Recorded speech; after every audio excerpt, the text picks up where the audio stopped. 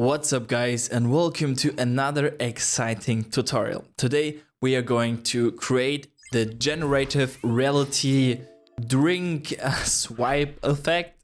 So I like this one a lot. I've created this one in the past and I decided to re-record a live session how I create this effect. Let's make a second version and take you on that journey. I think this one is pretty strong, pretty unique. I'm really excited what you guys create with this effect if you learn how to create these visuals. First of all, let's talk about the shot. I used the GoPro again. I just attached it, or I stick it into my mouth.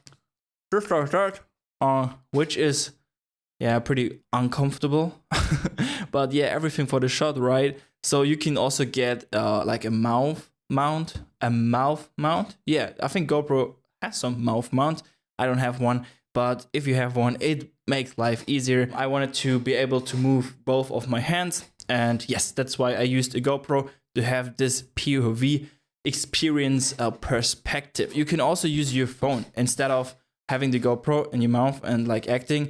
That's what I actually did for the first version. I just chose the wide lens and did all the animations with my right hand and filmed with my left hand. All right, so talking about the shot, you can see a preview here of the clip, final clip actually, which is this one here. Let's mute it for a second. I'm coming in and performing like I'm selecting an area in Photoshop, and then I choose to type something in, choose that selected area. I type in coffee, and then I swipe the final frame. So the preview, swiping the three final preview files, and then I'm selecting one. This coffee should pop up and I'm going to catch it in the air. For the catch, I performed the movement without catching the glass.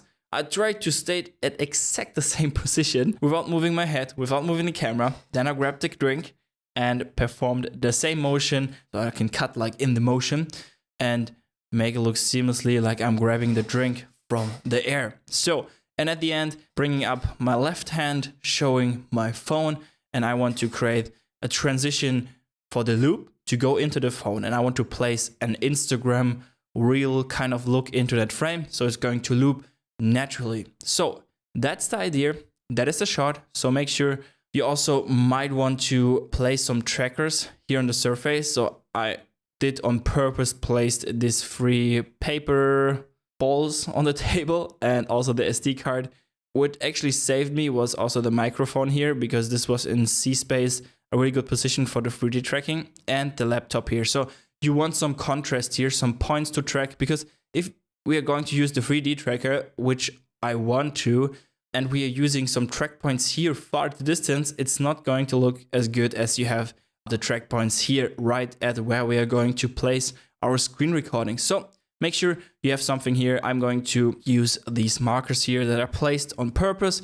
And yeah, because at the end of this edit, we can easily replace them because the tracking data is really important. So this shot actually took me some time. I think I've had like 20 or 30 tries till I got it right. I wanted to make sure that the important part is actually happening here in the middle. I wanted the framing to be 100% correct. And it's really hard to not move while doing that grabbing motion. And yeah, not move, bring in the glass and grab it. So yeah, it took me some time. It depends how good you are at that, at shooting POV perspective. But yeah, it might take you 20 takes, because I had like 5 takes in After Effects and tried to match the cut here and try to match the tracking, get a good track. And yeah, it didn't work for 5 clips, I think. And the 6th one was okay. And we're going to use this clip here. And one more thing for the shot, at the end, you want to place your drink in the same lighting here at the table where you actually have it, because we need that drink to actually appear as the last preview for the generative fill pictures. And we are going to, mask this drink out so we can like make it swipe, jump up, and then we can seamlessly grab it. So place it here on the surface with exact the same lighting. So it's going to look good for the transition. This one is just going to make a still frame. We'll just do a short video. We're going to screenshot that, and then we have that still frame as well. So I hope you took your notes for your shot. So go now, feel free, make your shot and jump back to that tutorial. And we are going to start creating this epic effect.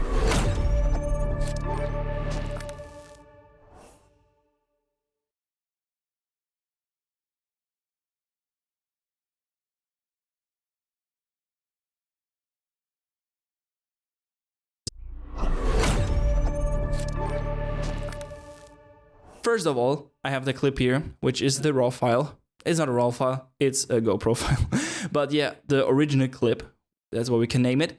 And now the first thing I did, I tracked it here onto that new composition icon. So we create a new comp, which has exactly the same name. So in here, I pretty much just added some colors. Yeah, feel free to add your coloring. I filmed in ProTune, so which is a really flat look without any sharpness and contrast. So I had to do a little bit of coloring here to make it look good. So the next thing I did actually do a cut. So I cutted the clip here, right where we have that transition. So let me show you that in a second. So I created a new comp. Imagine I added the colors, boom, here. And now I did cut the clip for the exact same timing I wanted. So boom, boom, boom, we do the animations. And here we want to grab that cup. So with Command-Shift-D, I'm cutting the clip, splitting it. And now we can move this second half for the position we want it to be. And yeah, just drag it to the right time. And boom, we have that little jump in. But you can see it's not looking great because I had to fix it with scale and position. So if that is actually happening to you as well, so no worries, we can maybe fix it. Make sure this clip is a little bit longer here, the top one. Press T for opacity and let's crank down the opacity a little bit. Both clips, open scale, select both. With S, you open scale. Let's set scale to 110. And now we can move clips a little bit and we can try to match them as good as possible with the background, with my hand, to make this transition as seamless as possible. So we have a bit of a shake, so I actually jump into rotation. I think 2 is good. So yeah, this is looking better. So here we probably want to move a little bit to the left. So make sure you match this as good as possible. And now if you're happy, you can crank up the opacity here again. And let's see what we have done. And that is looking all right. So maybe a little bit further. Boom. Yeah, something like that. Maybe a little bit more here. Yes, I think that's looking pretty good. Boom. Because we can also blur the background. So yeah, that's how you can fix that. If you're not 100 accurate and you have moved a tiny bit, that's it for our comp. We're now going to cut the end as well. So that's the final frame. Boom, cutting it here, bringing in the out point and Command-Shift-X. This is our comp. This is our clip we are going to work with. Perfect. I already done that here in that comp. So that's pretty much what I have done. This is our clip. Looking nice. This is a good setup to start with.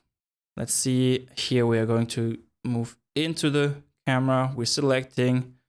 Boom, boom, boom. We're typing coffee, swiping the coffee, selecting the coffee. Whoop, coffee goes up and boom, lands in our hand. Awesome. Now transition into the screen. Cool.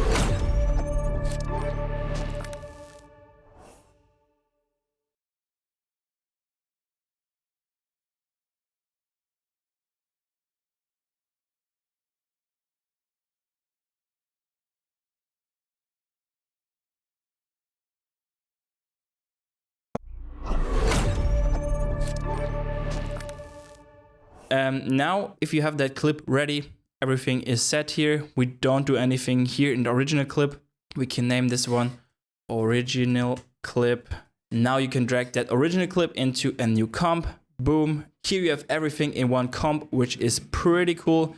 And now we are going to 3D track that. So apply the 3D tracker, 3D camera tracker. Boom. Make sure to check the detailed analyzers and let the tracker do the thing. This might take some time, depends on the length of your clip.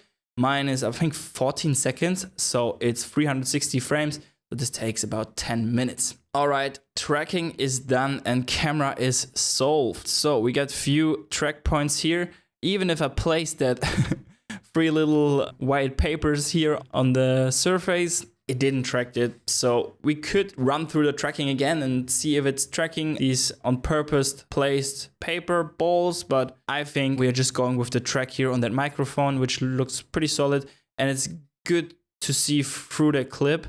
So we might go with these points here. You can also increase the track point size if you don't see them right. And if you might wonder if you have the clip selected, the camera tracker selected, and you still don't see these track points here, go up to view and make sure show layer controls is activated. Otherwise, you cannot see the track points. So activate them. And now I'm going to pick the points here. I'm going for this one. I hold down Command when I click to select that point. Yes, I think these are pretty good ones. Nice. Yeah, these are sticking here to microphone. Right click, create solid and camera. And I create this solid to check the track. And yes, looking all right. To check the track, we can also apply the grid effect here. Boom. Increase the border a little bit. Also increase the size of the grid. And I also want to move it a little bit forward here in C space to actually see how it's tracked, because here we want that animation to happen. So this is interesting for us, how it is moving here at that place. So it's looking all right. Let's delete this one, and I'm going to try these trackers here as well. So I'm going to track these, create a solid and place it in the right space. Boom. Let's place it a little bit more up here to the left. Yes. Yes. Around here. We need that animation to happen. Apply the grid. Increase borders. Okay. This is also good. This could also work. Let's go a little bit more up in C space. Well, it's a bit shaky, that clip. Sorry guys, but I did this like 20 times, and we are going to fix that with animations and yeah, some overlays and some editing. Don't worry, this track is all right. And yeah, of course, as soon as I grab the drink, boom, here, I don't need the track anymore. So we can actually delete that, Command-Shift-D, delete that part. For the ending, we're going to create animation here, but we don't need the 3D track because here we catched our drink already. Make sure you find a good spot for your screen recording we are going to place. So this is actually all right. I think this track works for me. I mean, the table is shaking and yeah, the tracker just moves with it. So another option could be we could use Mocha to track that microphone here. We can also try that. Maybe that's also pretty good. So let's duplicate that clip with Command-D and shorten it to the duration we need, Command-Shift-D. And here we need to delete the 3D camera tracker. And let's call this one Mocha track. And the other one we call 3D camera track. All right, and here let's apply Mocha. Oh, but first delete the 3D camera tracker. Here we can like still have it. Let's apply Mocha here. It comes inbuilt into After Effects. Let's also create a new layer for the tracking data. So we create a null object and call this one Mocha Tracker. And we can also like shorten this one. Boom. And let's go into Mocha. Yes, please. Start Mocha, register later. And now we can select the microphone here that we want to track. And we also, first of all, choose the pen tool here.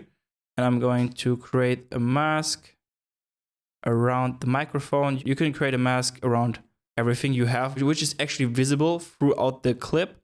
So, and it's clearly to track. I also want the perspective to track. Automatically created this layer. And let's track forward. So let's see how that goes. Maybe that's even a better track and a cleaner track without any shakiness going on. So Mocha is really, really good. But yeah, I really like the 3D camera tracker.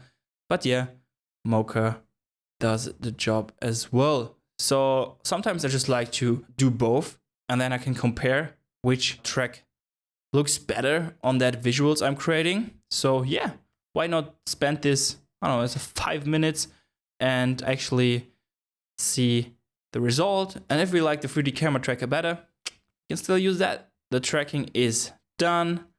And we can also apply a grid just by clicking the grid here. It's just showing us the track. And this is looking pretty solid. Oh no, here it's like shifting in perspective. Oh no, why? Otherwise it would be like a really good track. Let's turn off perspective and track it again.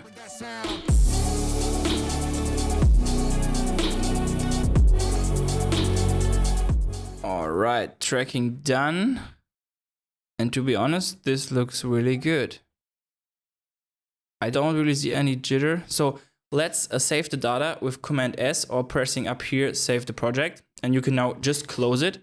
And now we are going to open up the tracking data here and let's create tracking data. Choose the layer and say, yes, please. And now we are using the transform option here and apply it to our Mocha tracker, the null object. So let's apply the export, boom. And now we have all the data going on here. You can see it's now tracked here to that microphone. So let's turn off the 3D track for 1 second. Oh no, let's turn off the 3D track and the solid. Let's create a new solid with Command Y and we are downscaling it here, make it a 3D layer and apply the grid effect and increase the borders.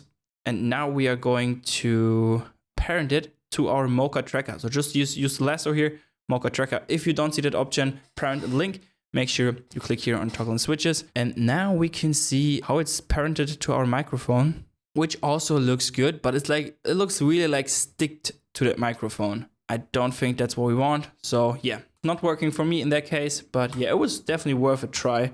I'm going to delete the Mocha stuff again, activate our tracker. So I think this looks way better. We could also try to maybe use different tracking spots here. So let's use this one maybe and create a new solid.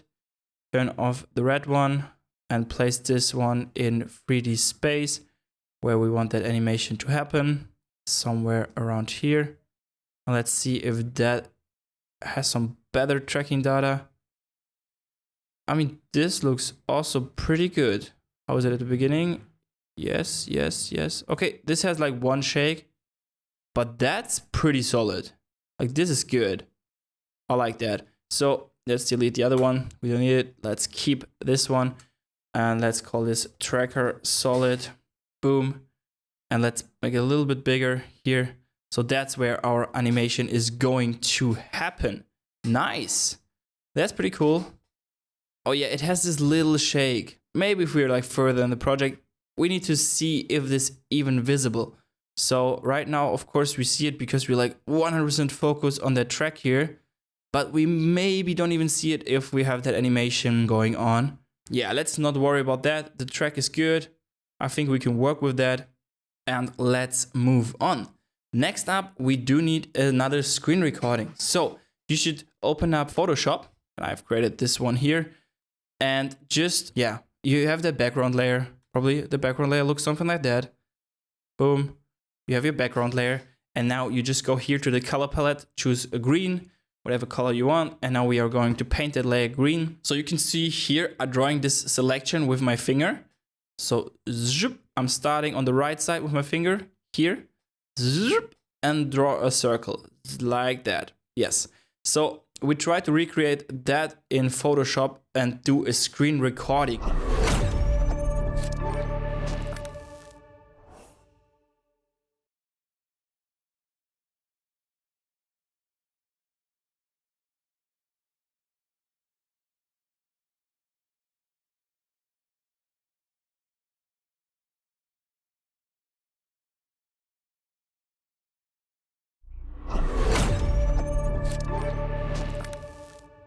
Make sure you find a screen recording program. If you use Mac, you can just search for QuickTime and then use QuickTime as a screen recording program, or you download OBS.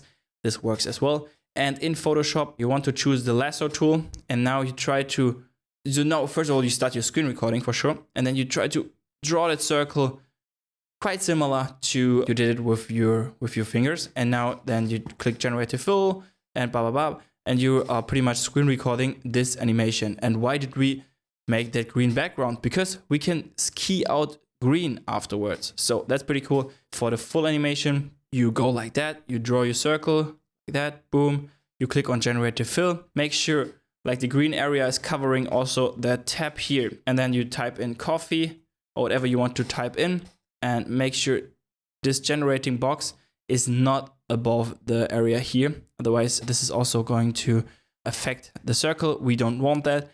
And yes, and then yeah, pretty much here you can just screen record how you go into the right 2 times. That's all we need for the screen recording in After Effects. The rest we're going to build ourselves. So let's import that screen recording. But first of all, let's bring some structure in that project, and let's call this one clip. Boom. And we have one folder with comps. Perfect. And now let's import the screen rec. Command I. Import that screen rec here. Let's new folder for that as well. Screen rec. And drop this one in here. Now I want to create this animation of the circle here. So in case of that, we're creating a new comp with 1080 by 1920 is fine. So let's call this one Photoshop selection. Yes. And now we are going to drag in our MOV file here. But first of all, we can like define the duration because I did like a long screen recording. So here, ba-bam, I'm drawing that circle, click on generate and enter coffee. Boom. That would be the length we need. I did a second version. Damn. I need to cut it out here. Okay, I didn't do it right. So it should be more to the left so I can fully key it. So you can see, boom, as soon as I type it, it's going to leave more to the left. But that's not a problem. But let's move. Yeah, let's use this one here. Drag it into the new comp. And now let's frame it correct. Like that. Boom. So everything is in center all the time and we can see it. That's good. And now the magic, we just have to apply the key light effect, pick the green, and nice, it is selected. Now we can also draw a mask around that. So the top and bottom part is not affected. And here, since I left some gray area, I do need to mask out this area as well to make sure this is 100% correct. So I'm just creating some new points. Boom. Let's set it to full resolution so I can mask out it cleanly. If you did it right, you don't need that. So you just need to key it out. You did it correct, and then you can move on. So that's good. Let's see if it's transparent. You can turn on transparency mode here. And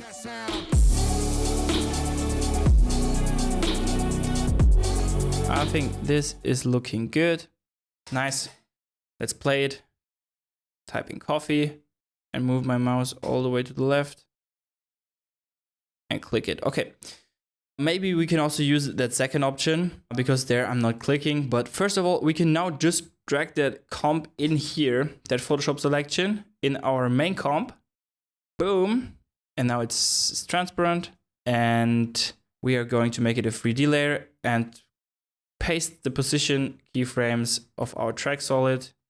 Yes. And we can also paste the orientation if we have set it right. Otherwise, we have to correct it. And now we can scale it up and see if that works with the motion of our fingers. Let's keep that one on so we can see what we're doing. Boom. So now we're trying to match the position of the finger doing the circle. Boom.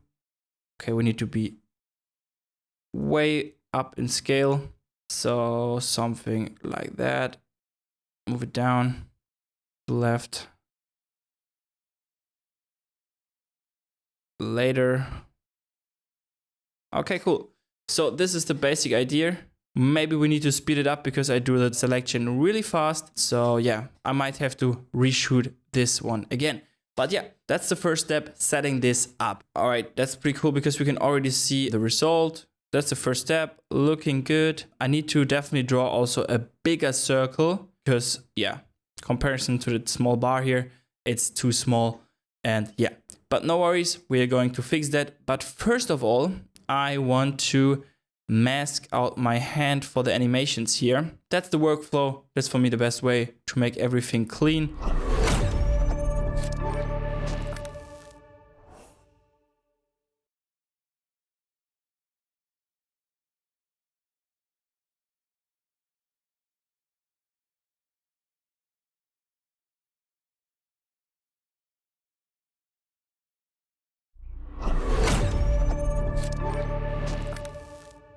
let's drag the duplicated clip for the length of my hand, which I want to rotoscope.